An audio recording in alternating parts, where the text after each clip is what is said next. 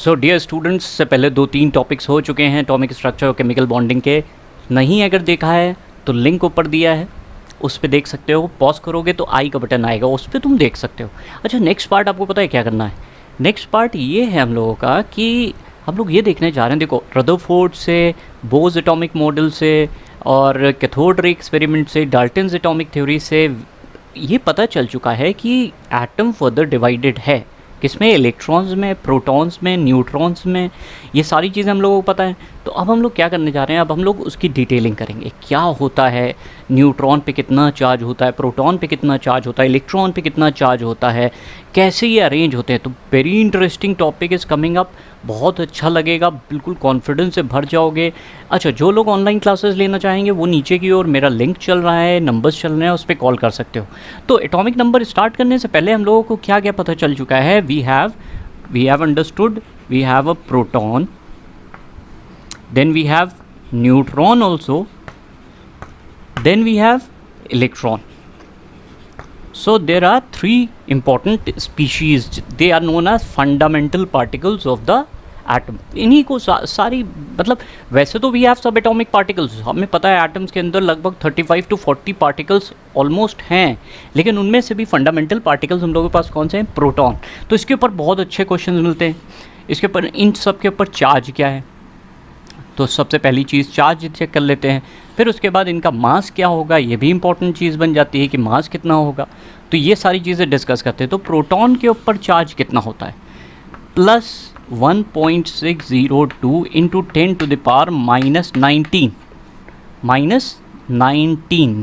This is 19 neutron. Although अच्छा, representation कैसे है? देखो, प्रोटॉन को रिप्रेजेंट करते हैं इस तरह से, ये नीचे की ओर एक नंबर, एक ऊपर की ओर। इसी तरह से न्यूट्रॉन को हम रिप्रेजेंट करते हैं 0, 1 से, और इलेक्ट्रॉन को रिप्रेजेंट करते हैं -1 और 0। अभी ये क्या चीज़ें बता रहा है, अभी देखते हैं। न्यूट्रॉन के ऊपर चार्ज होता है 0। देखो, ये नीचे की ओर जो नंबर लिखा है ये तुम्हें चार्ज के बारे में बता रहा है। इसके ऊपर -1, इसके ऊपर +1, तो +1 का चार्ज प्लस 1.6। ठीक जितना प्रोटॉन के ऊपर चार्ज होता है एग्जैक्टली उतना ही चार्ज इलेक्ट्रॉन पे होता है, लेकिन साइन क्या होता है? बस बदल जाता है। -1.602 into 10 to the power -19, very important. तो रिप्रेजेंटेशन देखो, प्रोटॉन रिप्रेजेंट हो रहा है इस तरह से, न्यूट्रॉन इस तरह से, इलेक्ट्रॉन इस तरह से।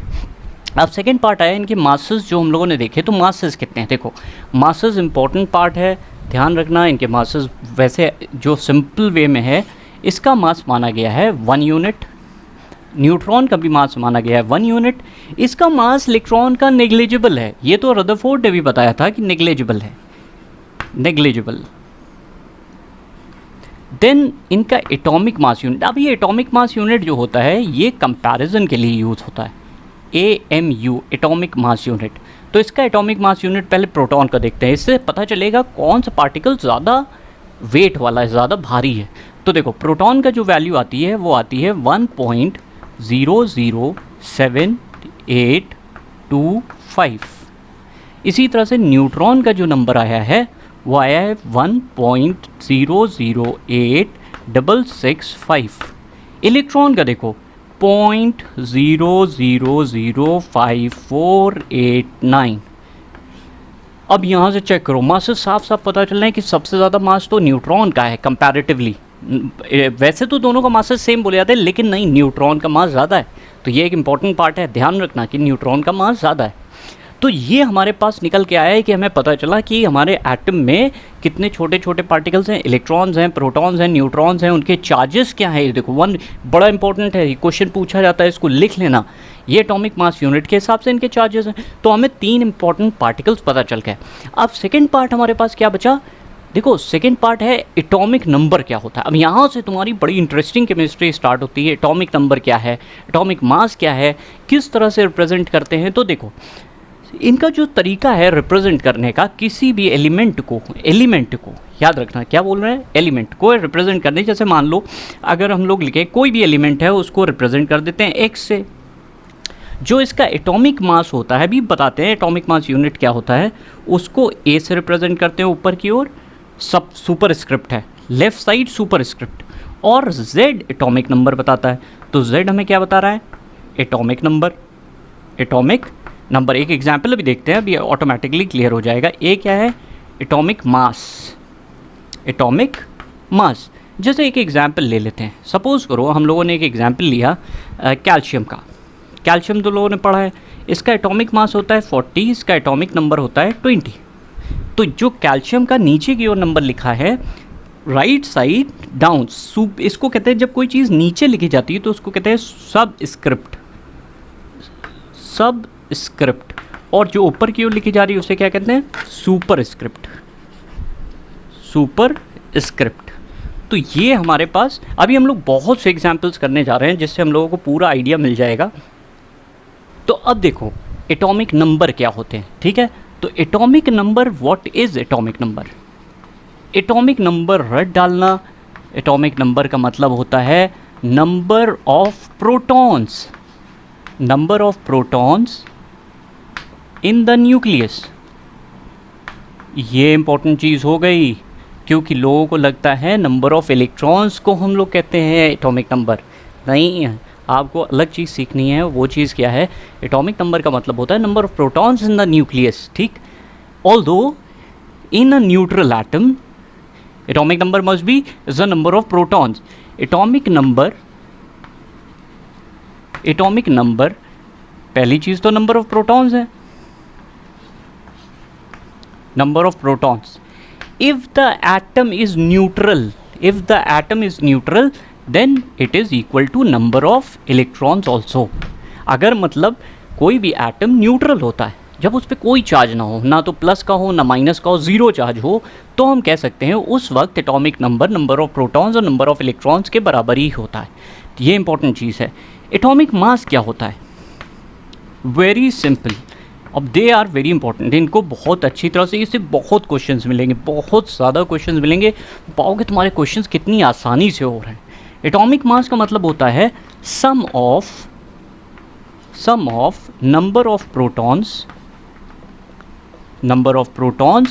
Plus number of neutrons. अभी हम लोग इसके बारे में बात करेंगे। तो सबसे इंपॉर्टेंट क्या है atomic number? Atomic number means number of protons in the nucleus. Right it down, लिख लो इस चीज़ को। अब देखना कैसे क्वेश्चंस होना शुरू होंगे। Number of electrons in a neutral atom. अगर न्यूट्रल एटम है तो उसके ऊपर एटॉमिक नंबर का मतलब होता है नंबर ऑफ प्रोटॉन्स जितने होंगे उतने ही कितने होंगे, इलेक्ट्रॉन भी उतने ही होंगे, तभी तो वो न्यूट्रल हुआ ना। सिंपल सा कंसेप्ट है। तीसरी चीज़, एटॉमिक मास क्या होता है? वो होता है sum of protons plus number of neutrons. Example देखते हैं। Suppose if we say chlorine का हमें पता है एटॉमिक मास होता है 35 और इसका एटॉमिक नंबर है 17। अब तुमसे क्वेश्चन कैसे पूछा जाएगा? Calculate the number of protons या calculate the number of protons, number of neutrons, number of electrons in chlorine atom. क्या? Number of electrons. तो नंबर ऑफ इलेक्ट्रॉन्स पहले कैलकुलेट कर लेते हैं। तो तुम्हें दिख रहा है what is the atomic number? जितना, क्या इस एटम पे कोई चार्ज दिख रहा है? नहीं ना। तो इसका मतलब ये न्यूट्रल एटम है। जितने प्रोटॉन्स, ये जो एटॉमिक नंबर है वो किसको बताता है? Number of protons. तो नंबर ऑफ प्रोटॉन्स तो हमें पता ही चल गए। नंबर ऑफ प्रोटॉन्स कितने हो गए? 17।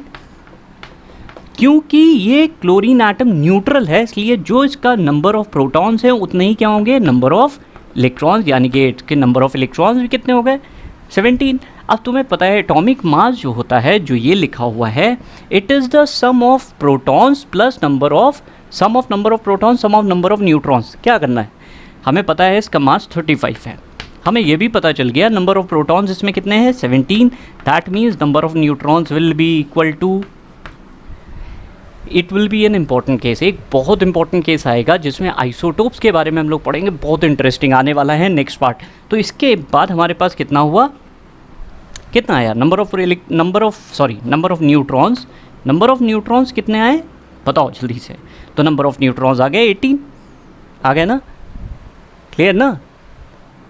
तो नंबर ऑफ न्यूट्रॉन्स आ गए 18। 18 प्लस 17 35, यानी कि नंबर ऑफ अगर तुम्हें एटॉमिक मास गिवन है और एटॉमिक नंबर गिवन है तो क्या न्यूट्रॉन्स नहीं निकल सकते? लिख लो, अगर एटॉमिक मास गिवन होता है क्वेश्चन में और साथ में एटॉमिक नंबर गिवन होगा तो ऑटोमेटिकली क्या पता चल जाएगा? उससे ये पता चल जाएगा उसका एटॉमिक मास कितना है। कितना आसान कंसेप्ट है। तो नेक्स्ट चीज़ अब हम लोग क्या देखने जा रहे हैं, एक दो एग्जाम्पल्स और करते हैं। जैसे हम लोगों के सामने एक एग्जाम्पल दे दिया 612। आप आसानी से इसमें नंबर ऑफ़ प्रोटॉन्स बता सकते हो। तो atomic number is equal to number of protons. तो नंबर ऑफ़ प्रोटॉन्स कितने हो गए? 6। क्योंकि इस कार्बन पे कोई चार्ज नहीं है, न्यूट्रल है, इसलिए नंबर ऑफ़ इलेक्ट्रॉन्स भी 6। अच्छा, अब प्रोटॉन्स कैसे निकालते हैं? Neutrons. Atomic mass minus number of protons is equal to number of neutrons. तो न्यूट्रॉन्स कितने हो गए? क्योंकि हमें पता है इसका एटॉमिक मास कितना आ रहा है 12 और इसका एटॉमिक नंबर कितना है 6। एटॉमिक मास का मतलब होता है atomic mass minus number of protons present in the nucleus. कितना आ गया? 6। कितना खत्म। अच्छा, एक एग्जाम्पल अब खुद करना है, ठीक है। ये एग्जाम्पल ले लेते हैं हम लोग, कौन सा? सोडियम 2311। जल्दी से आंसर बताओ, नंबर ऑफ न्यूट्रॉन्स कितने आए? बिल्कुल सही, 12 आ रहे हैं ना, हो गया ना। इसका एटॉमिक नंबर कितना है? 11। इसके अंदर नंबर ऑफ प्रोटॉन्स कितने हैं? 11। इसके अंदर नंबर ऑफ इलेक्ट्रॉन्स कितने हैं? 11। नंबर ऑफ न्यूट्रॉन्स कितने हैं? 12। Over. Now next part is isotopes. अभी इसके ऊपर और भी क्वेश्चंस होंगे। तो आइसोटोप्स क्या होते हैं? Iso means same. आइसो का मतलब होता है सेम, टोप का मतलब होता है पोजीशन।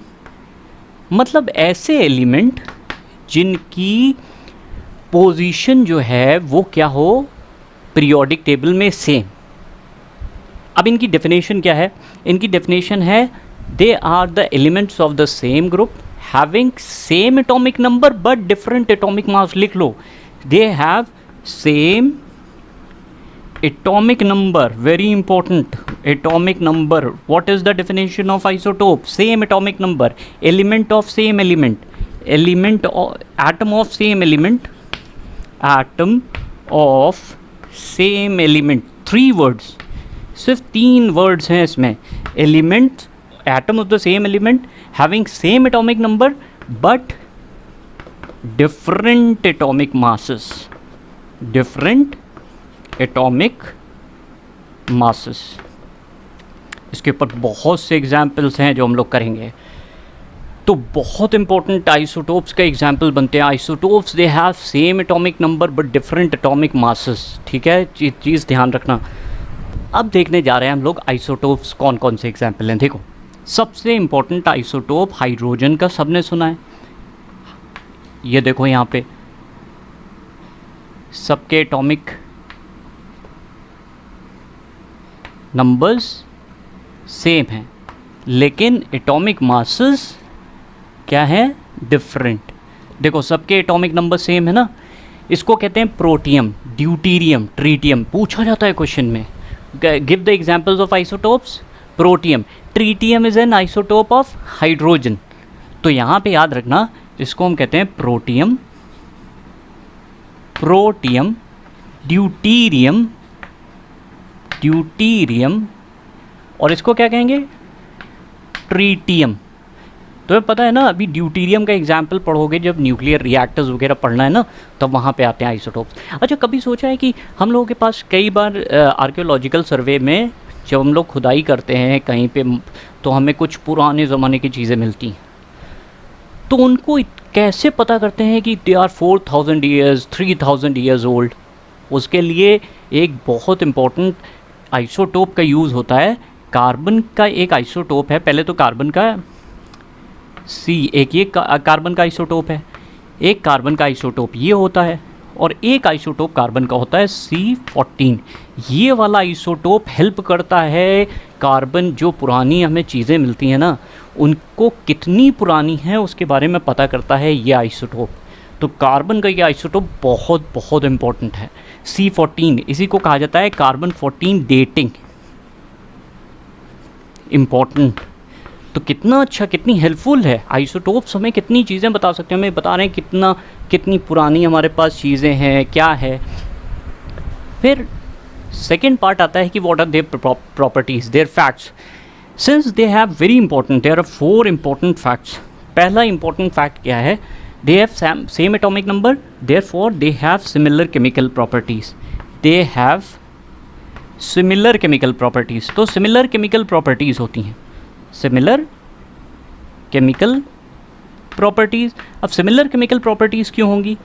क्यों? क्योंकि they have same atomic number, because same atomic number. तो ऑटोमेटिकली दूसरी चीज़ क्या है? Different physical properties. Why? Because they have different atomic masses. लिख लो इस पॉइंट को, लिख लो. Different physical properties, different physical properties. Why? Because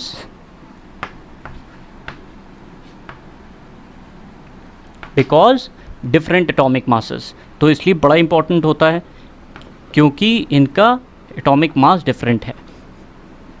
atomic mass different. अच्छा, थर्ड इंपॉर्टेंट क्या चीज़ हो सकती है? थर्ड क्या हो सकता है? सोचो सोचो सोचो. क्योंकि इनके न्यूक्लियस के अंदर, वेरी वेरी इंपॉर्टेंट पॉइंट, इसको नोट डाउन कर लेना. यहाँ से चेक करो तो यहाँ तुम्हें 1 - 1 हम लोगों ने न्यूट्रॉन्स निकाले हैं. तो यहाँ पे कितने न्यूट्रॉन्स आ रहे हैं? Number of neutron 0. यहाँ पे 2 - 1 1 न्यूट्रॉन. यहाँ पे 2 neutrons. That means isotopes have different number of neutrons. They have different number of neutrons. यानी कि न्यूक्लियस के अंदर इनके डिफरेंट कॉम्पोजिशन है, इसलिए न्यूक्लियर प्रॉपर्टी इनकी डिफरेंट है. Nuclear property different. और सबसे इंपॉर्टेंट पार्ट क्या? They have same atomic number. They have same atomic number. तो आइसोटोप्स क्या होते हैं? Same atomic number, different atomic masses. सबसे important part, they differ in number of neutrons. Number of neutrons different होने की वजह से न्यूक्लियस के अंदर नंबर ऑफ प्रोटॉन्स और नंबर ऑफ न्यूट्रॉन डिफरेंट है. तो इसका मतलब क्या होगा? उसके अंदर न्यूक्लियस डिफरेंट है. जब न्यूक्लियस डिफरेंट होगा तो न्यूक्लियर प्रॉपर्टीज़ भी डिफरेंट है. इनकी फिजिकल प्रॉपर्टीज़ डिफरेंट होंगी. क्यों? क्योंकि इनका atomic physical properties atomic weight के ऊपर डिपेंड होती हैं. इनकी केमिकल प्रॉपर्टीज़ क्यों सिमिलर हैं? Because they have same atomic number. तो कैसा लगा वीडियो? सब्सक्राइब करना और ज़रूर से ज़रूर बेल आइकन ज़रूर प्रेस कर देना. बहुत से वीडियोज़ आ रहे हैं. अपने भैया लोगों को बताओ जो 10th में हैं, 11th में है, 12th में है, नीट और जेई में है. इन चैनल पे हर एक चीज़ मिल जाएगी. जिन लोगों को ऑनलाइन क्लासेस लेनी है वो तो लिंक चल ही रहा है.